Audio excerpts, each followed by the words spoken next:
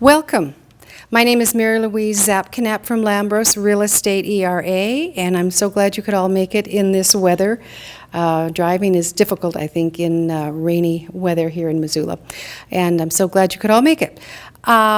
Michelle Kuntz from Investment Protection Solutions and I came together and decided that it would benefit our community to have a series of seminars for boomers and seniors, chock full of information. And so we enlisted 10 experts in their fields to present, and this evening we have 2. And I'm going to allow Michelle Kuntz to go ahead and present our first speaker. Thank you, everybody.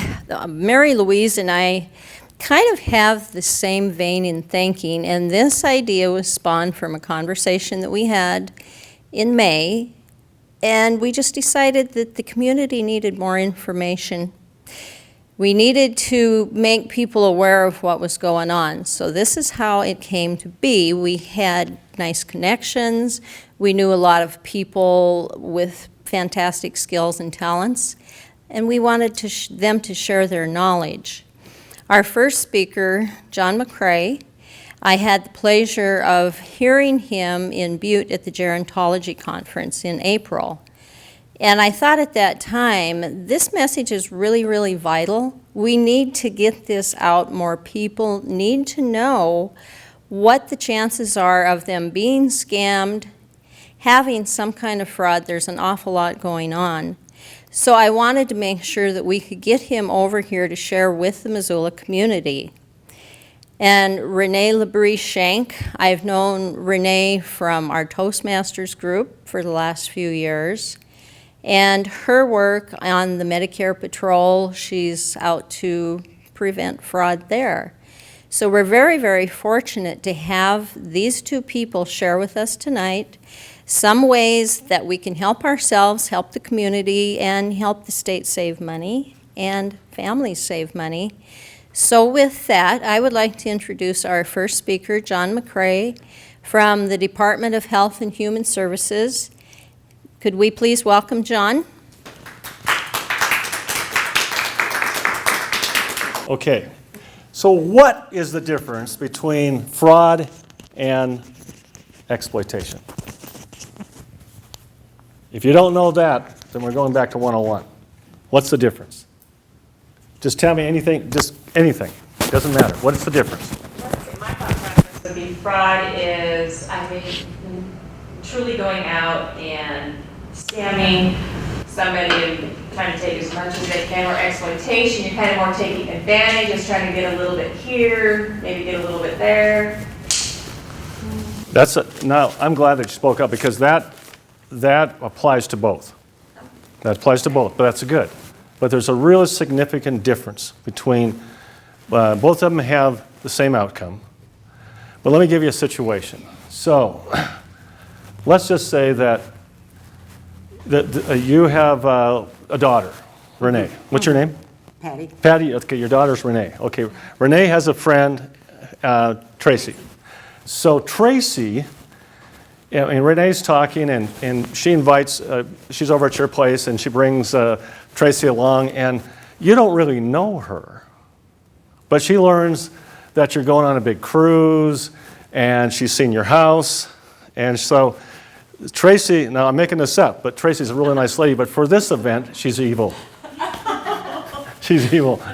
So Tracy finds out that, and Renee's you're talking to Renee about where you're going, and it's going to be like, it's one of these trips that you travel around the world, and you can stop off at 10 locations for any period of time. So that starts clicking that you probably have money, okay? Lots of money. All right, so she does something. Does she exploit you, or does she fraudulently take advantage of you? Because she knows you have money, so she has a plan now of getting your money. So is she going to exploit you, or is it a fraudulent thing, or both? Could be both. It could be both, but here's the difference.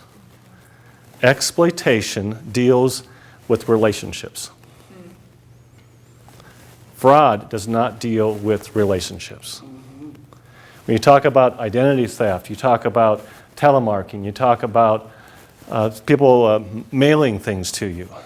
They don't know who you are. They don't even care who you are. Here's an example. Frantic call comes in. It's at 2 o'clock in the morning. And since I'm picking on you already, I'll continue that for just a moment, okay? So a frantic call comes in, and this voice, it sounds like a young voice, and in that conversation that Renee had with you, Tracy knows that you have daughters, okay, and they have kids, and you find out and they're on the phone going, "Help me, I'm down at the police department, and I need someone to bail me out. It's going to cost me $500. Grandma, could you take care of this right away?" Now it's 2 o'clock in the morning. What's your first instinct? I'll go down to the police department and see for myself. Okay, you do that.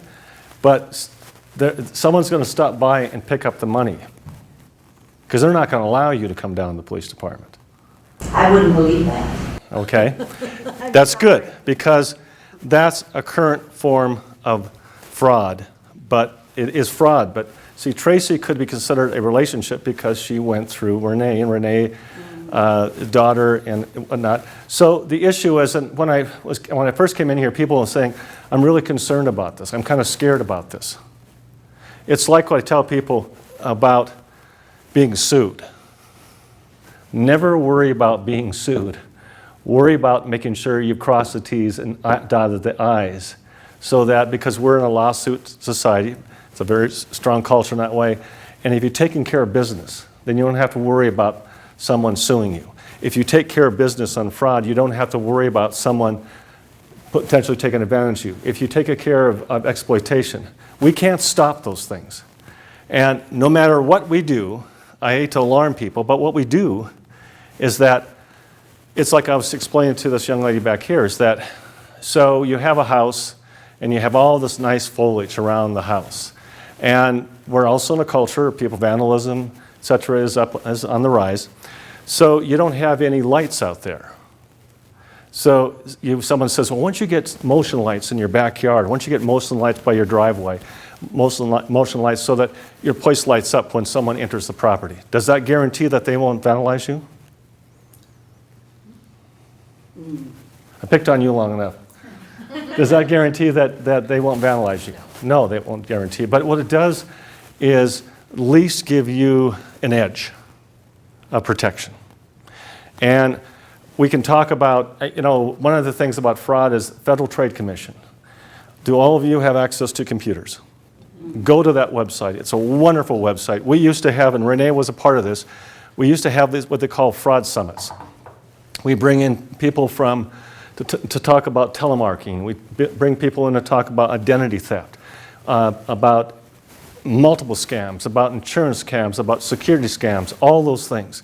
And they're a one-day event, and they were across Montana. And it was a wonderful thing because in one day you may be overwhelmed, but you had enough information in front of you that what I told this young lady here, that it's about the resources. You may not remember all the information that people taught you or showed you or explained to you, but you have resources. And the first thing I do with resources, when I started this position 10 years ago, I had 100 resources from my prior job. And I have now close to 500 resources. So anybody calls me, I can go down and say, this is what you need to do. For example, nothing to do with fraud, but what happens if you have problems with Social Security? Do you want to go to the Social Security Administration? You could. But there is a resource out here called People's Law Center. That's their specialty, just like FTC is for fraud. It's Federal Trade Commission. That's what they do, is they deal with fraud. Now, can they help solve your problem right away? Maybe, maybe not, because they're located in Seattle and on the East Coast, but they have a lot of prevention information that can help you get through the process. And one of the things I want to give you is this handout, if someone would just pass these out. Thank you very much.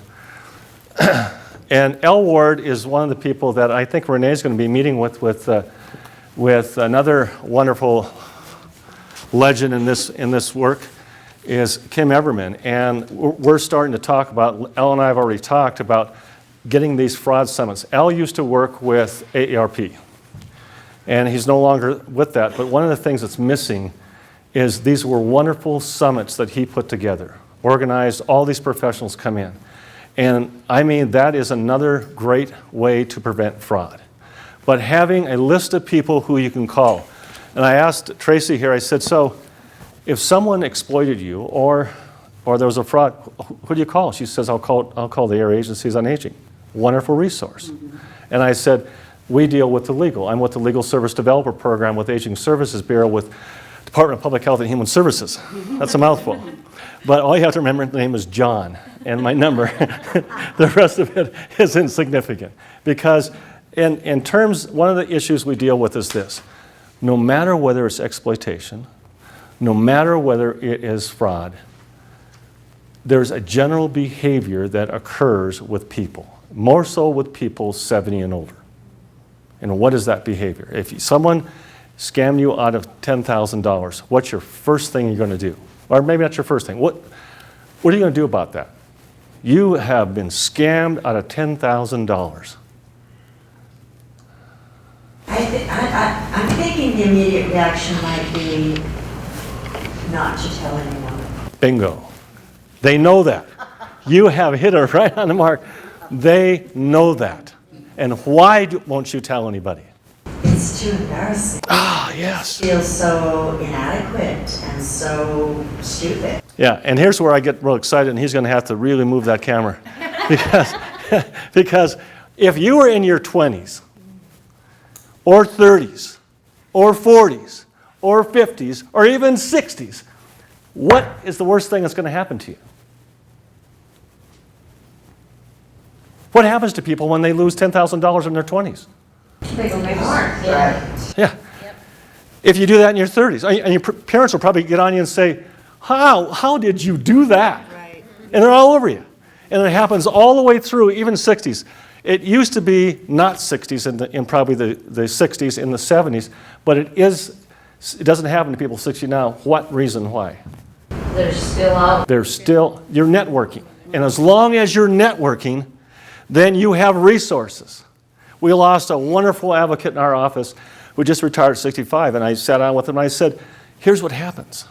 The minute you retire, there's a pretty big percent of your resources that have been removed from you. And the longer you stay in retirement, the further those resources are not available to you. And the reason why is because things change. Those resources are not as current. Whatever you knew, this gentleman, what he knows now, in 6 months they're going to be changing. Whether he knows in 1 year, he'll forget some of them. In 2 years, they won't be available. He'll know what to call, possibly, but the baby boomers are retiring. So the person he thought he could get a hold of may not be working there anymore. So the issue here is that's why they know the magic age is 70. Now here's the other reason. I deal with, and it's just my professional opinion. My professional opinion is the magic age is 70. I've traveled all over Montana hitting senior centers and retirement communities. And I say that to people, and I said, you talked about fear, or you talked about embarrassment. What do you think is going to happen?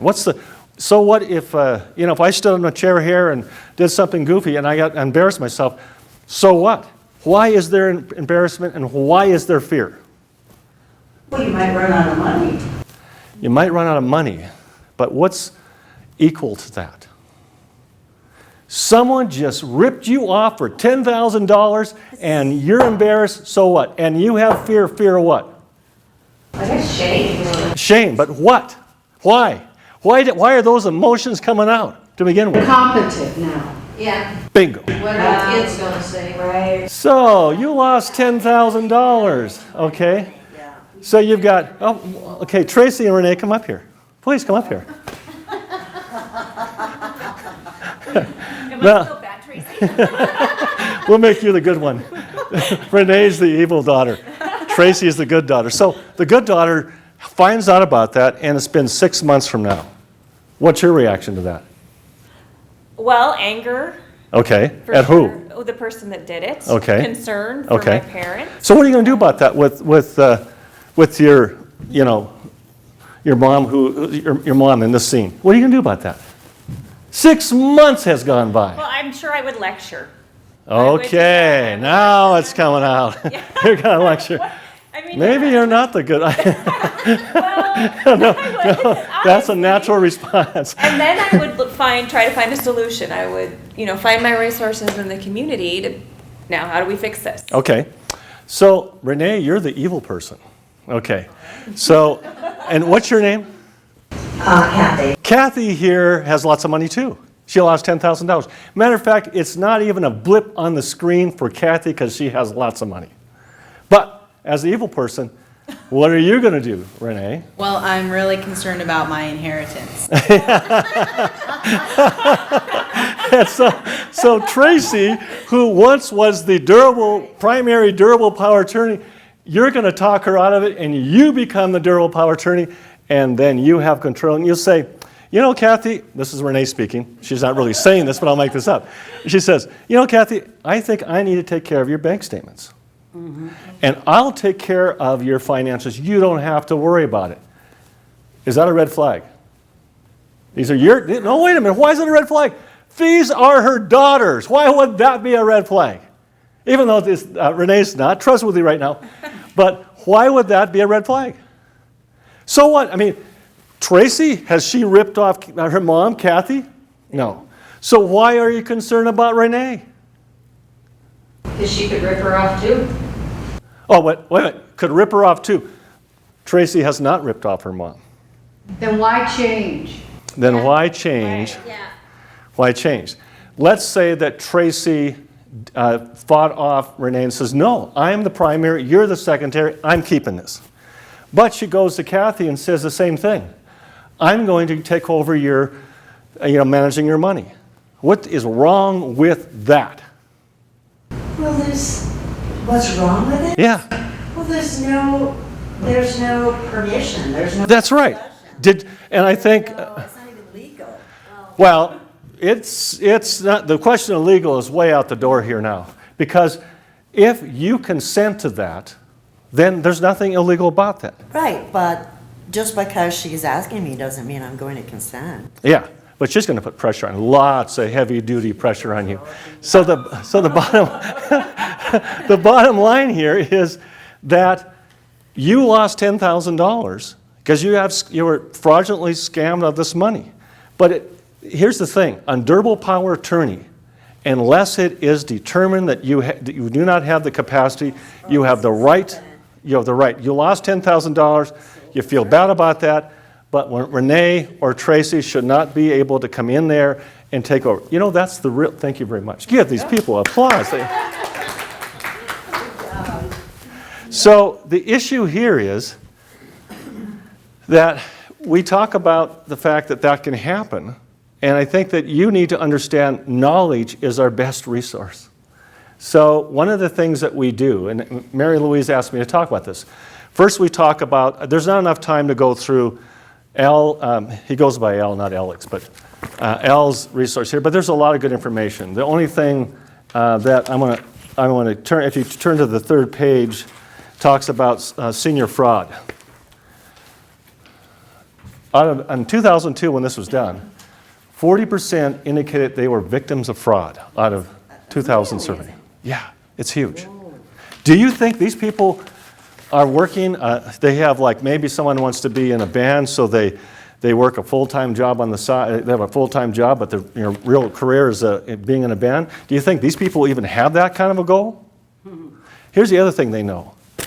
They know that you have values, but their values is not your values. So however you're looking at this, they know, they understand what those good values are, but they're not worried about that. They're ripping you off and taking the money. And that's all their goal is. They do it 24/7. That is what they're going to do. They don't have, I'm just making a general statement, but they probably don't have a real job because they don't need a real job. Because 40% of the surveys of just 2,000 people indicated that they have been, someone victimized them. Now, I had no professionals. One of the other fraudulent things is identity theft. I have professionals who speak of this, whose identity has been taken. It's a lot of time and energy to do that. But there's, again, just like putting motion lights around your house, there are things that you can do. How many people actually shred all their personal things at home? Personal, please, for the cost of $25, $35, or $40, whatever it costs. It's the one that's a double X. It's not the single shredder. It's the one that cross shreds. Get a shredder. They will go through your personal items. They will get your information. I mean, it's easy. That's an easy way. If you don't shred your materials, that's a way to get, I don't know, how many people still have their Social Security number on their license, their driver's license? That used to be one way. Remember going into paying gas and the gentleman or lady is asking, we need your number off your driver's license? 517-8299, whatever. And I'm going, write that down if I wanted to. That's a way of getting access. Because any way they can do to get access to your financial business or financial personal information, they will try to do that. So there's some logical steps that you can, everything I do, is it going to, because I went down, I had it on there for years, went down and paid my $10. They've given me a number. That is a guarantee will stop them?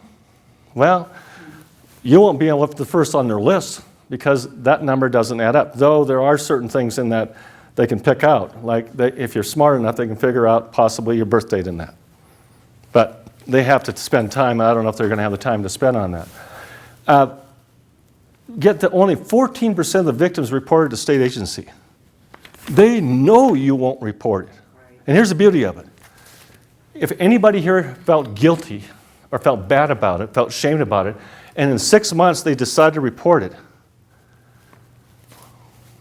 is it important to report it? Yes. But do you think you're going to get your $10,000? No. It's long gone. It's probably spent. But here's the interesting thing. This is an actual case, somewhere in Montana. Gentleman was called on some kind of a scam that he could win money, but he had to put money up to do this. By the time we got that call, they're already into $150,000 of his $200,000. He refused to listen to anybody. And the individual living with him did everything possible to change that. It was too late. He knew there was no way he was going to stop that. So in a desperate act, because we believe in the least restrictive, son lives in Seattle, his son lived in Seattle, her daughter lived in someplace back east, called him up, got on a conference call and said, you need to be conservators here. The gentleman was on the verge of losing his house. He had $200,000. This went on for months. We contacted a gentleman who was with law enforcement. He tracked him down to Florida, but he was a moving target. Never stayed in one place too long, and therefore we weren't going to find the money. I mean, it just wasn't possible to get the money back. But we stopped and saved the last, whatever it was, $40,000, $50,000 that he had left. Those are sad situations, but they do go on. If you think in Montana, not Missoula, but in smaller communities like Thompson Falls or Ronan, they have it pegged. It no longer is meant for most of Montana is rural and frontier, but it's just not in the urban communities. It's everywhere in Montana. They have it figured out. Another kind of fraud. You get these contractors, and actually I didn't bring it with me, but we have a 2 or 3 page thing about older people. Let's say people, it doesn't matter what age, but 60 on up, I would say, or 70 on up, they want home repairs. They want their home repairs done. And you get these fly-by-nighters or people coming in to do this. I got a call from a senior center. The board, this guy was a fly-by-nighter coming through, had everything that looked right. He looked everything, the van was painted professionally. He had everything he needed there. But what he did was he put that in just before winter hit. He put a blacktop in their parking lot. Very, very thin blacktop. Winter hits. Nothing with no problems because it's now solid. Summertime comes, 5 months later, or spring and summer, big trucks come into that parking lot and leave big divots, and they took the tar out. So the area agency director called me and says, anything we can do about that? So we'd have to track him down. What I tell people, our attorney tells people actually, is that no, you don't have to, if anybody is pressuring you to sign a contract to get something done, and you check out that they have references, you actually should check those out, because this is a huge one in Montana, is that people are being, another form of fraud, they're being taken advantage of because they're pressured into signing that agreement, or they're pressured into signing something, or they're pressured into put down 2/3 of the money for the cost of the total event, and they're gone. They get your money, they're gone. And I think that what Tracy said, I said, who do you call here? She calls the Missoula Aging Services. That's a great place. And here's a resource you should know, that if it's a legal question, it'll probably end up in our office. So we work in partnership with Missoula Area Agency or any council on aging or any senior center in Montana. We just don't service that group, but those are our primary people that we work with. So knowing the resources, knowing who to go to is really important. I'm going to keep that on time because I want to make sure that Renee has plenty of time also. Something else that I want to give you is, these are just things to take with you because there is some preventive things that you can do, and I want to talk about that. This is called Montana's Caution about Bogus Craigslist Rental Ads. So if someone would pass out this one, then if someone else would pass out I'm in trouble scams, that's the one I talked about. And this is the difference between financial exploitation and fraud. It's really good to know that. Now, what I would ask, we're at Lambros Realty. I would ask Mary Louise or someone here, you pass this out to every realtor in Missoula, because they need to know this. They need to know what it is that people are impacting us. The other part, a prevention tool, is this. As the legal service developer, we contract with attorneys and paralegals. Now, I want to kind of veer over to exploitation, because exploitation has, let's say, potentially now, a better chance of recovery than fraud does. Here's an example, another one of fraud. I think it's within 10 years ago, it was called the Consumer Credit Counseling Service of Montana. Everyone hear of that? Okay. There was a group, and if you remember, you look at even your telephone directories, they would have all of these credit counseling groups out of South Carolina and Texas and whatever. They weren't here. So a group in Billings, they were called the Consumer Credit Counseling of Montana, not services, but of Montana. They're able to go after them because these groups, you send money in advance to them to be able to deal with your credit. And the concern was people, how can you deal with credit when you're in some state on the southeast part of the country? You can't.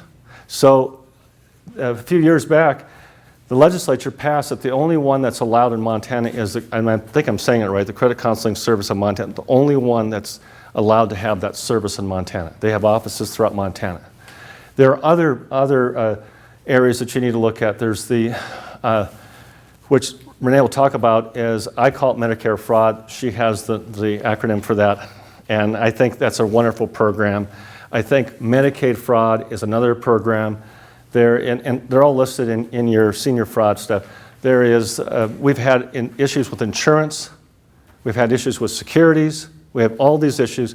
One other way to get to those people that you need to talk to, you can do that on your own because those numbers are all there, or you can call us. I deal with the attorneys. Renee has all of her contacts, her resources across Montana, but primarily I would think here, but across Montana. I have legal resources. So we try to get you to someone that can deal with your problem rather than hitting a phone call and says, push 1 through 10 and hopefully you'll get the right person. And you get frustrated at 3 and you give up. So you can get a hold of Renee's office, and then they can get a hold of us to be able to get you to the right person on some of these issues. And I think that's an important contact. Now, the other part of this is called prevention. Now, I hope all of you have these documents, but they're a way of preventing some of this. And the prevention part of this would be, we have, the first year that I was around in this program, which is roughly, I was a state ombudsman, then an INA coordinator for the state, and then I love this job called legal service developer. And so 7-8 years ago, we decided to we used to be a Q&A, question and answer. People call, give them answers. We went out to the public. We went out across Montana. I've hit every county except for one, and I'll let that one remain anonymous, but we will be hitting that one coming this year. Okay.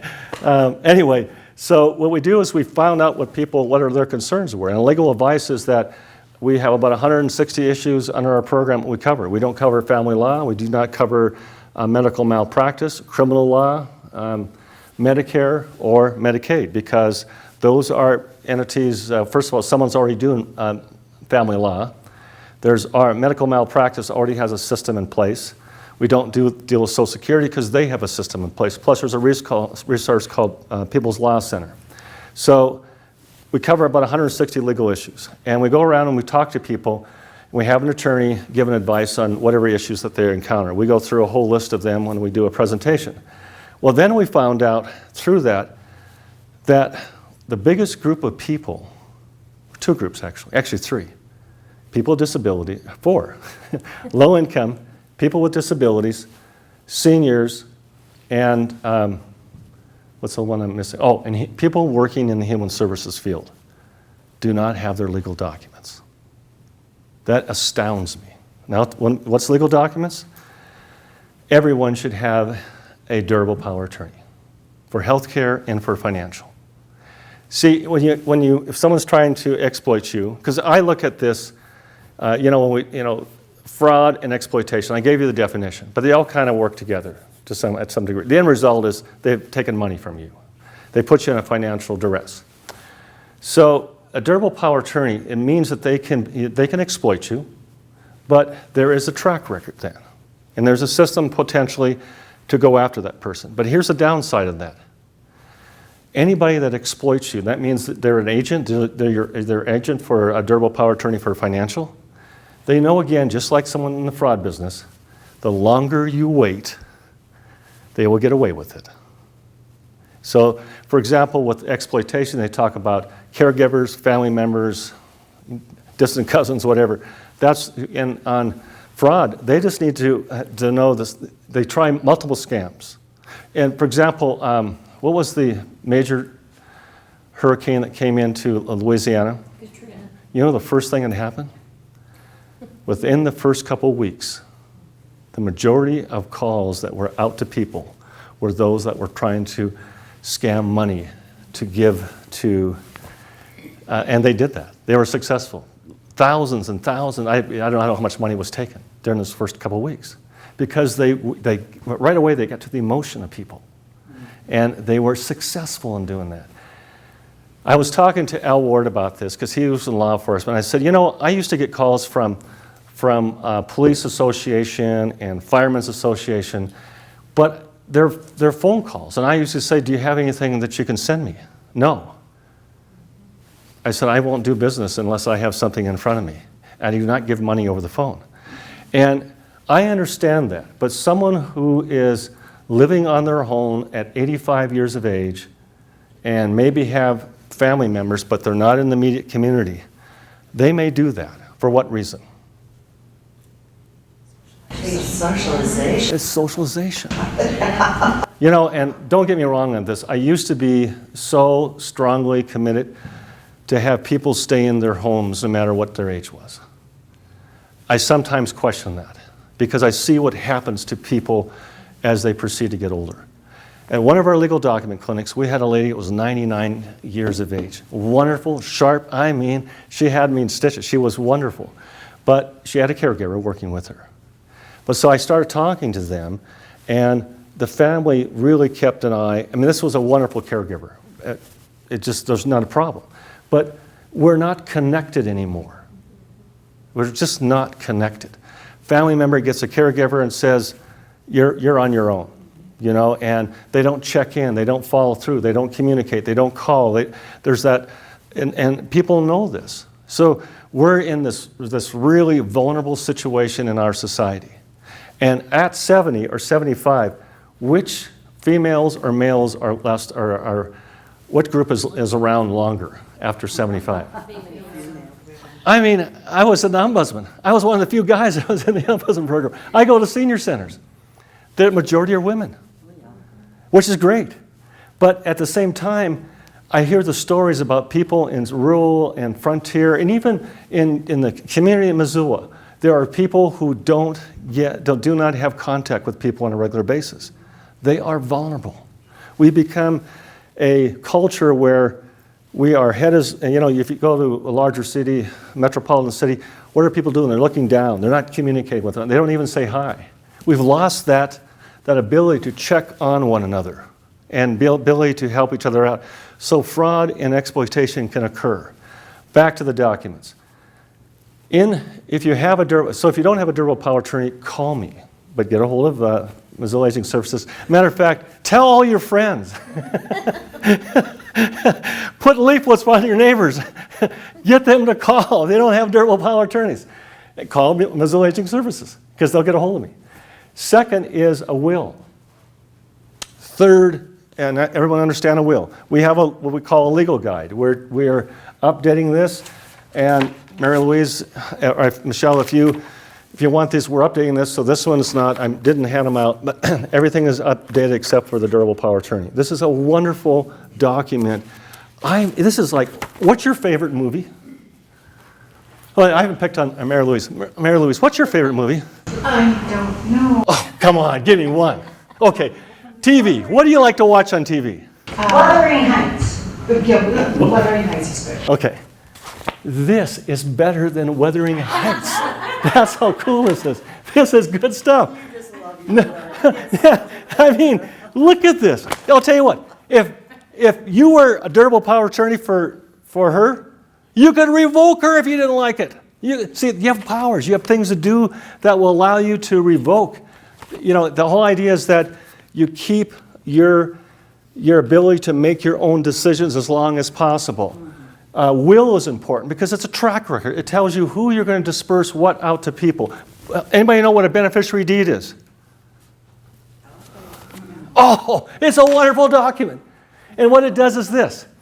Let's say that you have property that you want to give to someone, but you're afraid because of Medicaid that if you transfer that deed and something happens to you, what this does is say beneficiary deed is that upon my passing, I'll transfer my property to multiple people or one person.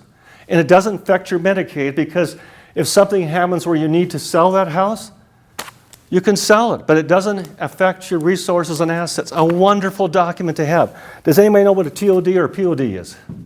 Transfer on death. We don't have a form for that, but you go down to your financial institutions and you say, I'd like to, do you have a form for a transfer on death? Meaning that your financial resources can go to that, whoever you decide to assign them to, upon your death. Nothing happens to you. No one can decide differently other than that maybe you use up the money. Too bad that transfer on death or the payment on death is no longer active. But those are things that will provide security for you. Another one, declaration of homestead exemption. Has anybody heard of that? You've got to have. Do you own a house?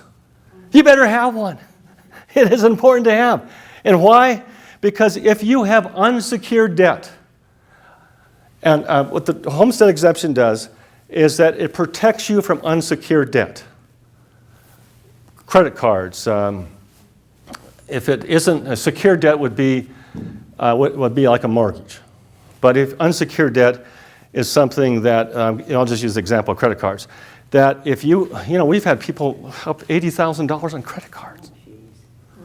And so It protects you up to $250,000 on the value of your house.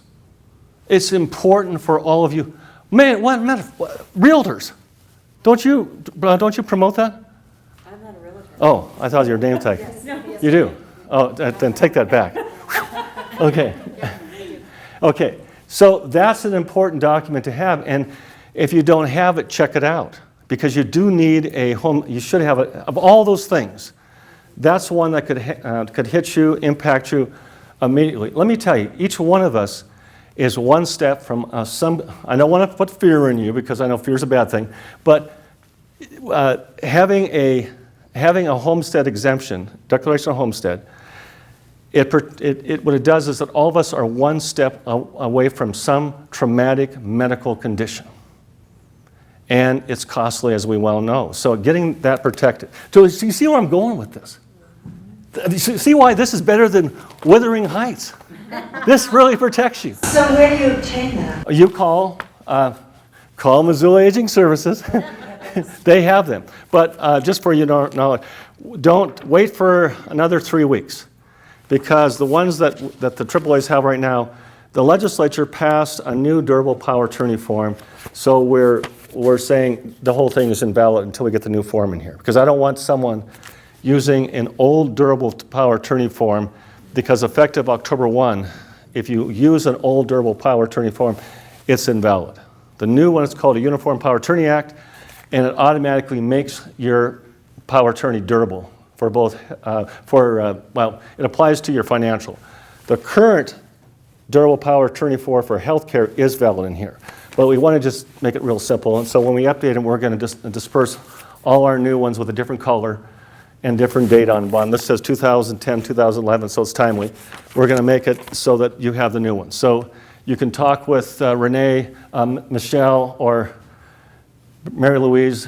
One of them will get to Aging Services, and they can provide that information. Living will.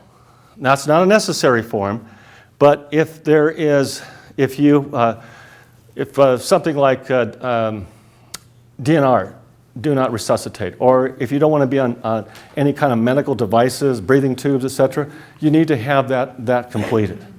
And so those are not related to financial, but those are all important in terms of dealing with some of these issues, because if you're going to get a durable power attorney for financial, if you're going to get a beneficiary deed or transfer in death, those are important things that deal with it. It narrows the competition for people who will want to exploit you or want to take advantage of through fraud. So if I call you and ask that, there's a crisis, do you have grandkids? I have one grandchild, yes. Boy or girl? He's spoken. Okay, got that. All right. How old is he? I say that because we give that information out to people on a regular basis because we're proud of that. And does anybody know what a handshake means? Binding agreement. A binding agreement. We don't do handshakes anymore because our society and our culture doesn't believe in handshakes anymore.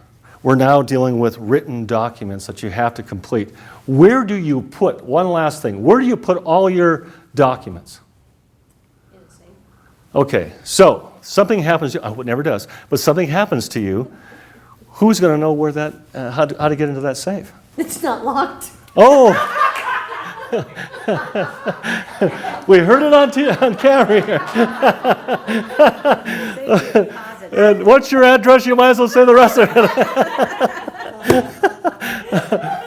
That is a common, I understand why you're doing it, but you need to if you have a durable power attorney for financial, who do you give that to?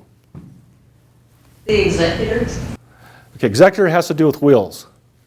It's called an agent for durable power attorney. So the agent gets it, but your financial institutions get a copy. That's why it's so cool. Your financial institutions, your retirement places, everyone that you deal with on your durable power attorney for finances, you give them a copy. So if I'm trying to exploit you with dollars, you're going to say, there's people around you already that can say, you can't be taking my relative, family members money because you have a documentation that does it guarantee? No, but it helps in the process to try to prevent people from exploiting you. Any questions? Or should we wait till the end because Renee's turn is coming up? I have a quick question Yes. on that. Because we've got like the trust and stuff set up with the durable power of attorneys, and I've got one for my mom, and my husband and I have them, etc. Are they grandfathered, or should we update those? Well, you're talking about two different things. A trust is a whole different kind of issue, and we have a specialist in our legal team here to talk about trusts. And I would call and ask, and you'll come to me, I'll get you to our trust person, because there are, first of all, it's a confidential thing, because when you talk about trust, I'm not talking about something in a financial durable power of attorney. It's bigger than that. And so we want to, that's a good question. Call, I'll get you to our legal person that deal with trusts, because that's a lot of personal stuff, information. And the other reason why is that I don't want to give blanket information. So you can call Missoula Aging Services or 1-800-332-2272. Ask for me, and I will get you to that person. Thank you very much. You've been wonderful. And I'm glad to follow John because he's laid a lot of groundwork with what I'm going to speak about today, which is all about healthcare waste, fraud, and abuse specifically. I work with the SMP program, Montana SMP. It's a statewide program that empowers seniors to prevent healthcare waste, fraud, and abuse. And it stands for Senior Medicare Patrol, but it deals with Medicaid, healthcare, all insurance related fraud, waste, and abuse. And primarily we deal with outreach and education, which is why I'm here today. This is exactly what our program is about. We're kind of the third piece of the puzzle where the Office of Inspector General investigates fraud and abuse, the Department of Justice prosecutes it, and we're here to prevent it from happening in the first place. And you are all a critical part of that. You're that first line of defense, and I'm going to get into that. Tonight I'm going to talk a little bit about some ongoing scams that are going on in and around our area, some prescription abuse and how it impacts you, whether you know it or not. And also I'm going to talk about the medical identity theft and why we need to take that so seriously.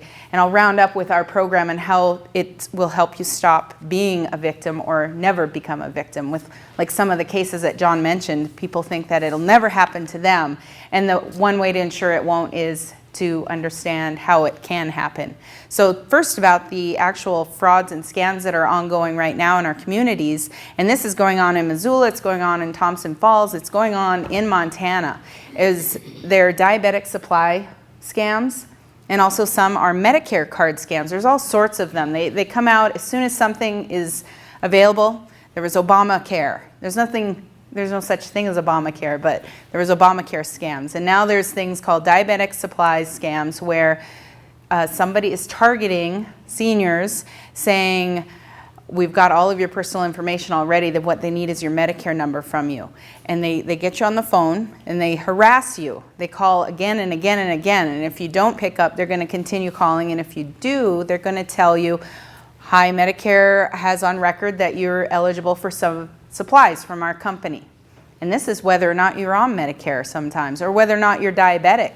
But they have your information and they call you and they know your name. So when they call, they've already made themselves comfortable with you, and you kind of take a little chip off your shoulder and kind of trust them a little, and they work very hard at what they do. This is their job. This is what they spend all their time doing. So they've got it down to a science. So when you think, oh, this will never happen to me, be very careful. Just be on alert that if somebody calls you, instigates the call, and they want your Medicare number, you need to know why. I'd always caution you to never give that number out when you don't know who you're talking to.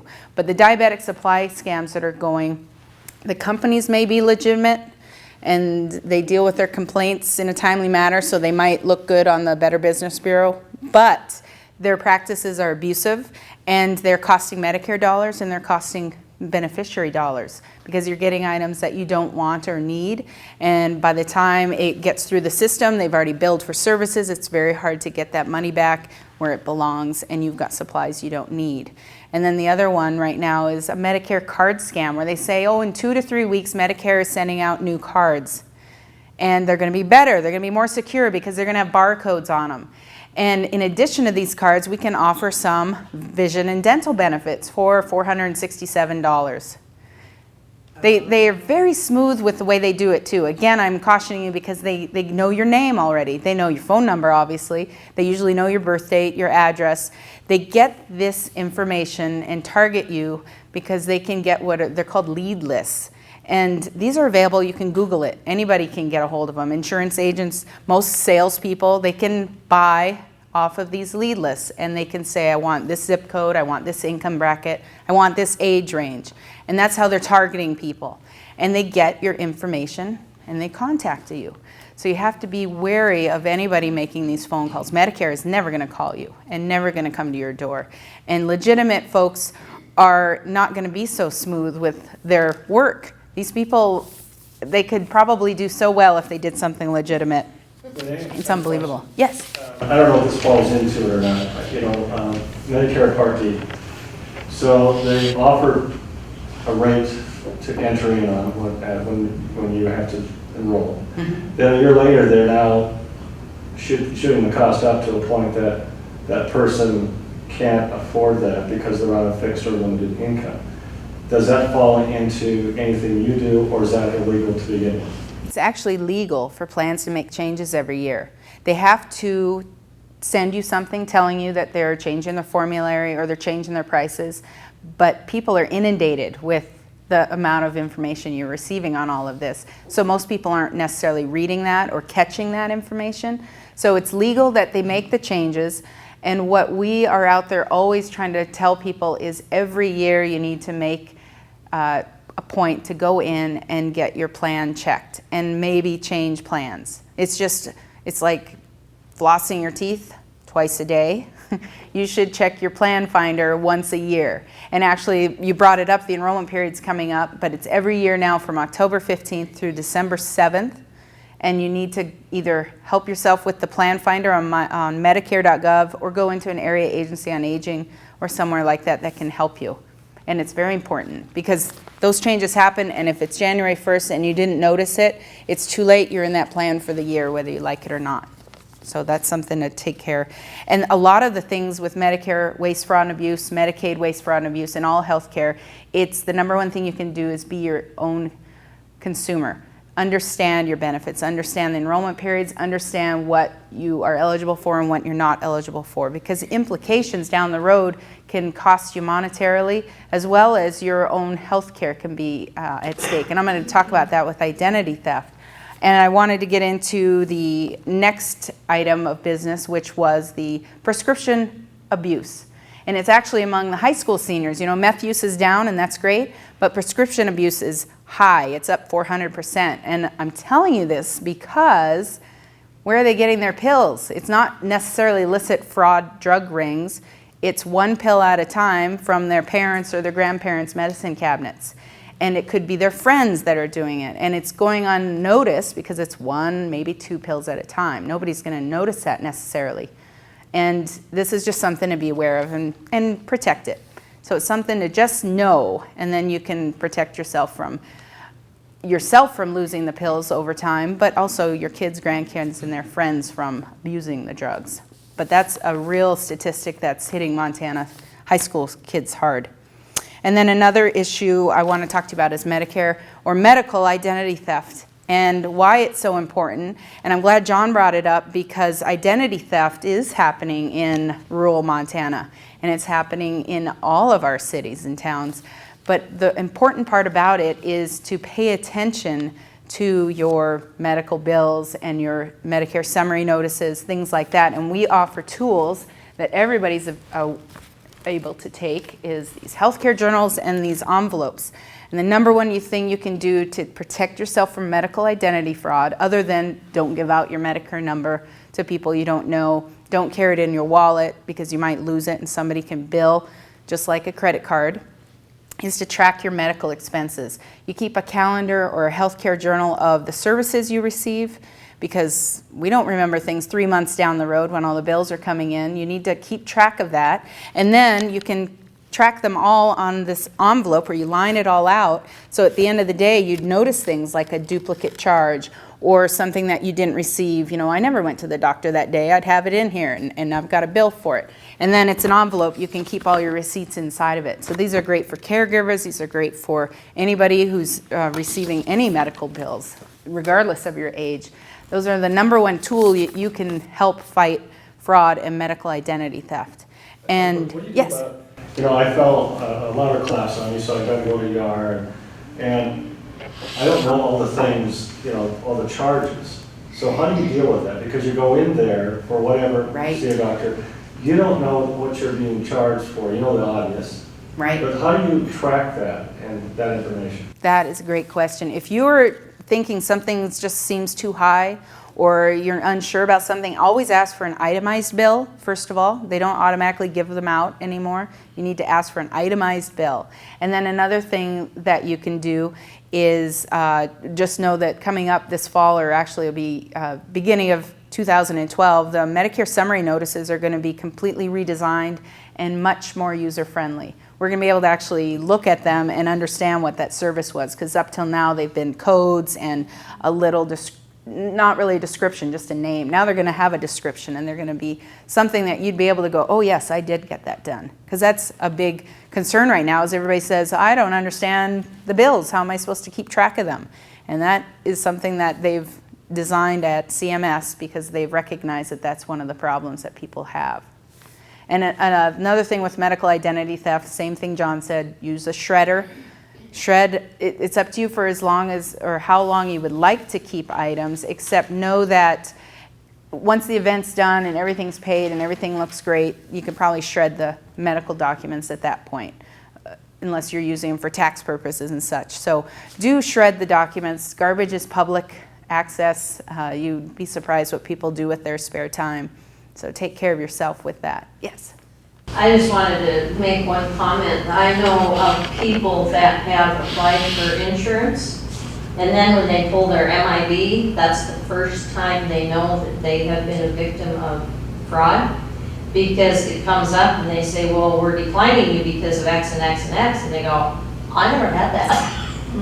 And that's how some of it has been discovered. I'm glad you brought that up. What's the MIB? The Medical Information Bureau. Oh, okay. Yep. Is that something that anybody can access anytime they want, kind of like your credit reports? You have to have, through your doctor, you can get a copy of your medical records if you request them. Okay. But the MIB, that's a form you signed when you apply for insurance, so they can go in and pull those records to verify that your health is as you state. Okay. Okay. Because one thing is, you should know if things are being billed in your name. If you're looking at your Medicare summary notices, your explanation of benefits, technically things should be coming to you. And what people often do is, if it's not coming out of their pocket, because Medicare and the supplement are paying, they're not even looking at their bill. People don't look at their bank statements for the same reason. As long as everything is fine and they're not being affected, they're not looking at them. And by tracking them on things like this, you'll see things that'll stand out. Like, I did not have a broken leg. Like, what is that? And those are sometimes the things that'll alert you to that somebody stole your identity. And you're not just talking monetary loss when somebody steals your medical identity. The implications are, well, you could be denied insurance. You could be denied products that you need. If somebody took out a wheelchair in your name or a scooter and you need a lift chair, Medicare is not going to pay for a lift chair because you have to be ambulatory for a lift chair. But the fact that somebody received a scooter in your name means you're not ambulatory. So those kind of things can happen, and you could also be put on an overutilizer list, which slows down the process and makes it harder for you to access benefits in the future. There's just too many implications, not to mention if somebody's receiving services in your name and their services become your services. Their allergies become your allergies, and their chronic diseases become your chronic diseases, and that might impact your health and safety when you go to use your hospital or your clinic, and they have that in their records. The worst case scenarios are what we want to be prepared for, and to know that that is what is at stake. So how to protect yourself is read your notices, read your statements, and protect your Medicare card and all your health insurance cards, really. You shouldn't carry them in your pockets. And I often ask people, how many people have their Medicare card with them right now? And there's most people in the audience always wave their hands. And I won't pick on you because John's picked on you enough. So I'll just assume that somebody in this audience might have something in their pocket they shouldn't have or in their purse. And the millions of dollars that are lost each year, you know, it's not lost because it's just happenstance.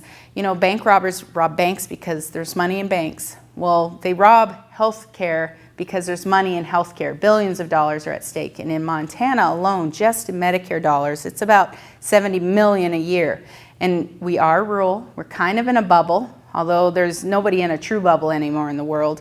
A lot of it's lost to waste, the errors, the mistakes. And those are the things that you can really help stop. And so with the SMP program, that's what we kind of talk about, is how people can step forward and make these changes and take care of themselves and not fall victims. And the big things we do is, one, you protect yourself from the fraud. You don't carry your Medicare card. You don't give it out without knowing why somebody needs it, like a doctor, nurse, somebody helping you enroll in a Part D plan maybe. You also want to remember that Medicare will never call, will never sell you something, will never come to your door. They just won't do that. And that's one of the number one things that people are taking advantage of right now, and it still boggles my mind. Another is to record all your visits if you can. Yes? Well, you know, you see all these advertisements of Medicare Part D, I'm thinking that, do they ever call? Oh, yes. There are marketing guidelines, but they have a certain time of the year that they can market to the general public, and they can solicit. But they're still, with the do not call registry, if they haven't done business with you and you're on the do not call registry, they're not supposed to be able to call you. So you can report them to there. You can report to the FTC, which again has great material on medical identity theft as well. And the marketing materials that you receive, you can be inundated with it. And what they'll do is you can get a postcard in the mail that says Medicare changes and something kind of scary, and send this in, and next thing you know, someone's maybe selling you something legitimate or not legitimate, but something you maybe didn't even want. So you just have to know that all of the marketing material, there's legitimate companies and there's the ones that want to take advantage of you. And sometimes it's a hard line to understand which one is which. And that's where you can contact our office if you have a question. And we do, you know, oftentimes if we have something that comes in with durable medical equipment, and I wonder, oh, is that a normal practice? I'll call our local durable medical equipment supply company. I have somebody on our advisory council with them and say, this happened in Sydney. Is this legitimate? Would this be, you know, and the same thing with insurance. I can contact folks. You know, Michelle would be there to answer a question, and I can tell if something isn't or is. But that's something that we try to get out to folks as well, is to just call on it and ask, and don't be afraid to ask, and don't be embarrassed to ask. Because that's something that can help protect everyone. So you protect yourself by protecting all of your identity, you know, your Medicare numbers, everything like that, and then you detect. And that's from reviewing your notices, reviewing your statements, and keeping track of them.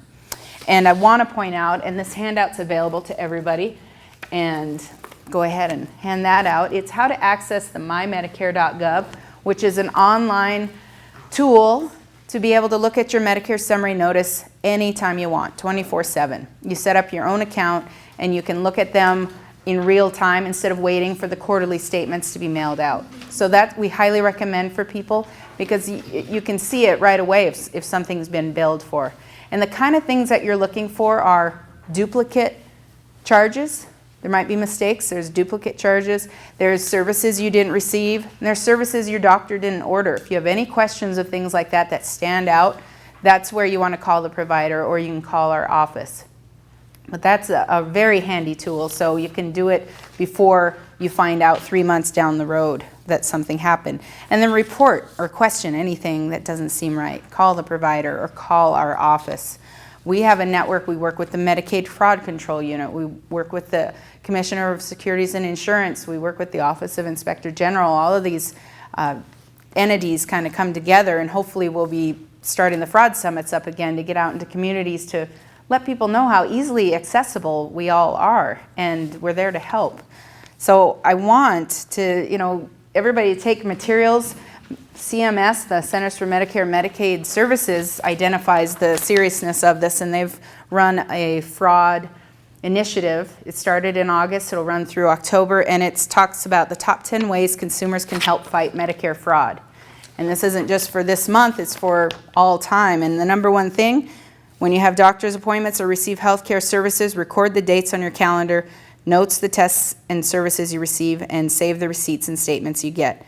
To assist, you may obtain a free personal health care journal and contact your senior Medicare Patrol program. And that's the number one thing on their list as well. So I'll hand these all out to you all before you leave, and you're welcome to this. And any of these materials, if you want after, I can electronically send them to you. If you have other groups that might be interested in them, I'd be happy to send them out.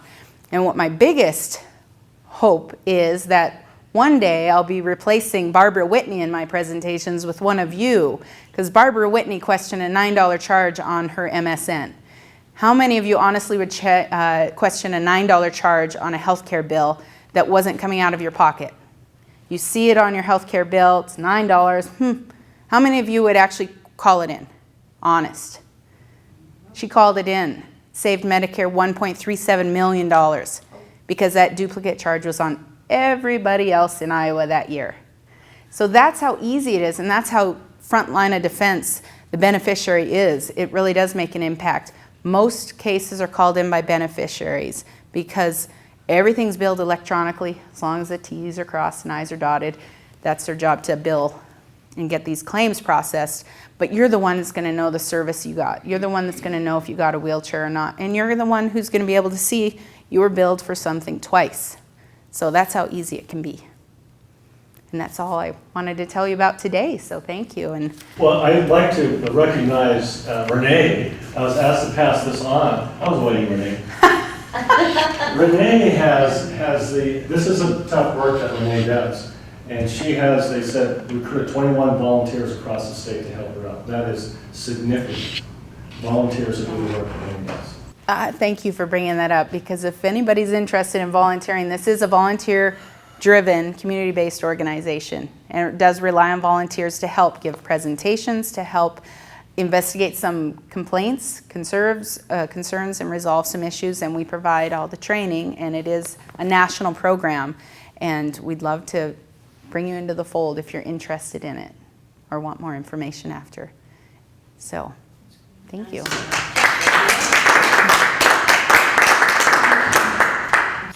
Are there any questions from anyone, or for John, or? I have a question. You mentioned that approximately $78 million is part of the waste in the state of Montana. Waste, fraud, and abuse. And So how do they calculate? I know, how do they calculate? They figure $1 out of every, they have two different figures, out of every 7 or out of every 10 is lost to waste, fraud, and abuse, right? And they know this from the types of things that are found, and they know that all of the things that aren't being found. And even in our program, we track the dollars that are recouped, avoided, or saved, but so much of it's that sentinel effect where I've come and I've done a presentation. You might go home and look at a bill, and then you'll question the charge, you'll call your provider, they'll clear it up, and that'll never get reported or marked down anywhere in anybody's book. And another thing that doesn't happen either is if I spoke to 80 people today and you all had the same doctor, you all went home, had the same mistake, you all call your doctor and cleared it up, and it was, oh, it's just a mistake. What are the chances 80 people had the same mistake from the same doctor? And when you report it to our program, we enter it into a database. We're able to track patterns of abuse as well. So that's why it's really important to report these things, not just clear it up if you can report it. And hopefully we'll get a lid on it before our state becomes a high-risk state, which hopefully it never will. And you'll all make sure of that. So, did anyone have questions for John or for? I just had a comment because I had talked to John earlier this summer when I called you about my mom and that deal. She got slam dunked into that medic alert, and we were able to get that stopped. I sent that rescission back to them, canceling. And we did change her bank account number, got all of that stuff. Had to go to Social Security office and get her direct deposit changed. But when you were talking about the trust factor, and this is why she let those guys in the door, their approach is very clean. She says, well, they're very clean-cut young guys. They look very nice, so she trusted them. And that's interesting that you say that. There's a reported case, and this is one of many, but there was a religious group in Montana, it's one of the standards, that these three gentlemen milked $1.some million from this elderly lady in her late 80s. We were able to go after that. The people that did that, they were paying for their son and daughter's college education at the finest colleges across the U.S. And I think that is a great thing. When we talk about trust, when you complete documents, you make sure you have that discussion. You make sure that this is the person that you really can do that. And here's something else. If we talk about financial, let's say we talk about durable power attorney for financial. And some people say, it doesn't matter. I'll put all three siblings or whatever. No, you make things as clean as possible. Or you find someone, I always say, find someone who really is responsible about numbers. Because if they're not, I can't tell you the number of cases we have with potentially exploitation in persons in nursing homes that a legal authority has not paid their bills. And we're talking thousands and thousands of dollars. And so you have a nursing home who doesn't want to discharge, and you have a family member that has breached their responsibility, their fiduciary responsibility. And so we talk about, I think FTC is I think the area agencies do great things. FTC can give you a lot of preventive materials. I don't know, because we're talking about dealing with whatever millions of people across the United States, they're going to take on the class action cases. I don't think they're going to take on your case unless it's egregious enough. I don't know that, so don't quote me on that. But I think the issue is it comes down to community. It comes down to people and the resources that you know to get the right information. I think Renee said it best. No question is a foolish question. The more questions you ask, the more of an advocate you'll be to not only deal with your situation, but now all of you have, in this mass amount of people that came here. And here it is. It doesn't matter whether it's 1 or 2, 4, 6 people. It is that you carry the message to someone else. See, it's not about the numbers showing up here. It's about your responsibility is telling someone else about a resource that Renee has or a resource that we have that you can pass on. So that is your responsibility. It's really important. It gets back to what I talked about. We cannot be a society of keeping our own marbles or our own information. We have to share the information with I always say for durable power attorney for healthcare or for financial and healthcare, what age do you think a person should have that? Should actually have a durable power attorney for healthcare and one for financial? What age? Oh, by 18. That's right. The minute they step out of their house. We are a mobile society. One of the things that doesn't deal with fraud as much, but it could, but there is something called end-of-life registry. Your advanced directives, and we have, again, I'm not handing this out, but this is one of our brochures we have, is that your advanced directives would be your durable power attorneys and your living will. They set this up about, 10, 12 years ago, 8 years ago. And it's at the AG's office, and it's a secure place where you can put your advanced directives, because since we're a mobile society, if something happened to you on the East Coast and someone need to get to that because you have it in a safe they think is locked. But see, that's not unusual. People put it in the most secure location and they don't distribute that out. Well, if it was a healthcare issue, the hourglass is running. So by end-of-life registry, and if you get a hold of me, I can get you the name and number and contact person, and you can get the information to see if it works for you. And what that does is that no matter where you are in the United States, electronically they can send that information to understand what your living will, what your durable power of attorney says. Because here's the thing about those financially, if I have my own bank accounts, separate from my wife, and I don't have a durable power of attorney for health care or for financial, legally, my wife cannot access my bank accounts or make decisions for me without a durable power of attorney. That's how critical those forms are.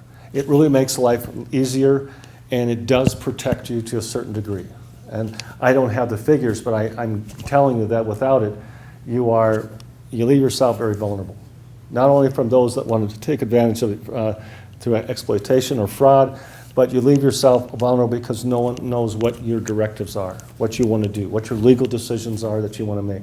So you become that advocate to help to make sure that you're really clear on what you want to do with yourself.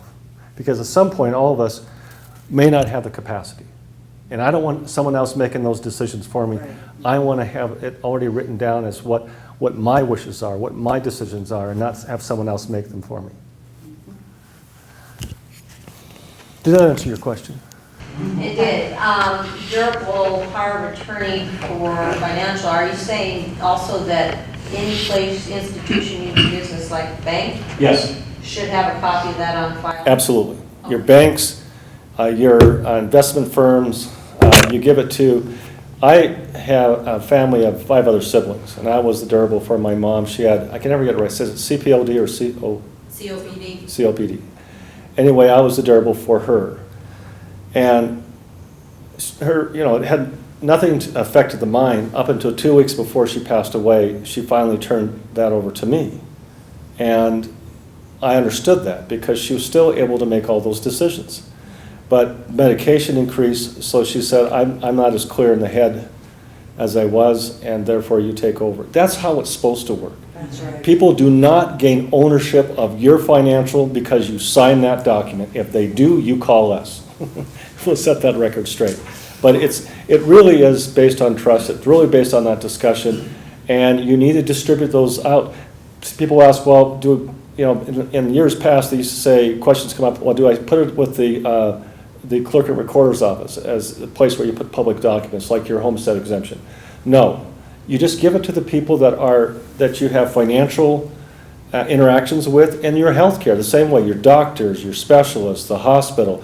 That way, what happens with people who are trying to take advantage of you financially, whether it's fraud or exploitation, what do?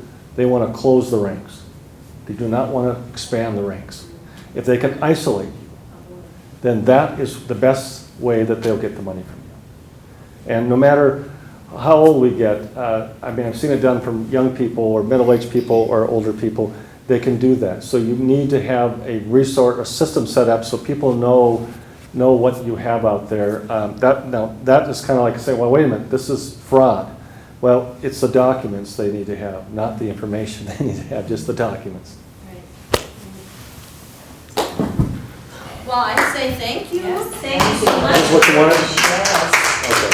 It's wonderful, and next week we'll have Kathy Farrell on aging at home. So let's get the word out to everybody. We want to get some people in here because this is the message that we want to hear. Yes, thank you so much, Renee and John. We really appreciate this. And yes, we look forward to next week's seminar too.